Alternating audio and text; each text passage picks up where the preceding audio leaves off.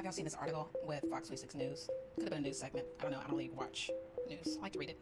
So, suspect rapes an elderly woman, or a senior citizen, I should say.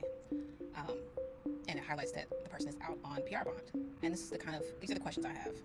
Is this shitty journalism, or is this malice? Because I looked up the case, and it looks like this young man is unwell. He has mental health issues that need to be addressed.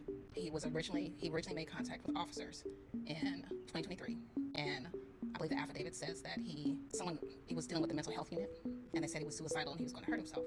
So they were trying to take him in for evaluation. So the felony that he was charged with was for attempting to bite an officer. That's the felony. And it was because he was trying to resist being taken in for an evaluation, that's what the fuck crazy people do. That's what the fuck crazy people do. So he was taken in for evaluation. They said he was fine eventually, and they put him in a halfway house. And apparently that didn't necessarily work out, and he went to an adult living center. And the adult living center is where this took place. The questions I would be asking if I was a journalist is, who said he was competent? What facility, what doctor, and what metrics do they use to declare someone competent to stand trial? That's what I would be interested in. I'd also be interested in who in the facility was monitoring everyone, because how was he able to get in there and do all that? And something else I would be asking myself as I'm being presented with stories like this. Why is this a story? Have there been 50 such cases? You gotta remember, Harris County has over 3 million people. Do you think that Andy can present 20 stories of this happening? What is the metric by which they change the laws? If it happens once, they haven't done that for school shootings. They haven't done anything about guns for family annihilators. Is this a pattern?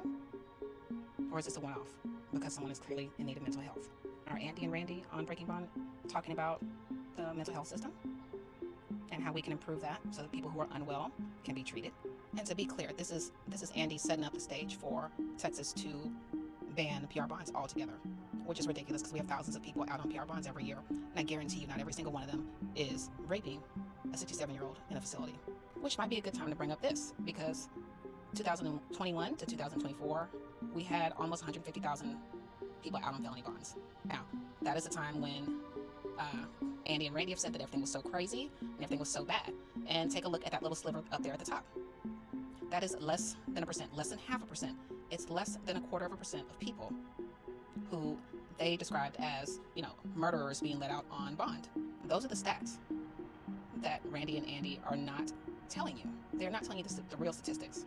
They are not telling you that there are hundreds of thousands of people, well, at least over 100,000 people, almost 200,000 people out on bond over that same time period that didn't murder anybody. Again, less than 0.25%. But even though the reporting is trash or malicious, the GOP is still, and they still already did write laws to reduce the right to bail. Which reminds me, there is an amendment coming up this November. You can take a look in my pinned videos to see a little bit more about that, because they're showing Breaking Bond segments all around Texas to get Texans to agree to reduce their right to bail, all because less than 0.25%, 0.11, committed a murder while they were out on bond during the pandemic, while every other area, red state, blue state, urban area, rural area, all experienced an increase in violence and murder and crime in general. And they're expecting that you won't find this video. They're expecting that you're not going to ask questions of Randy and Andy and ask, is it malice or shitty journalism? I don't know.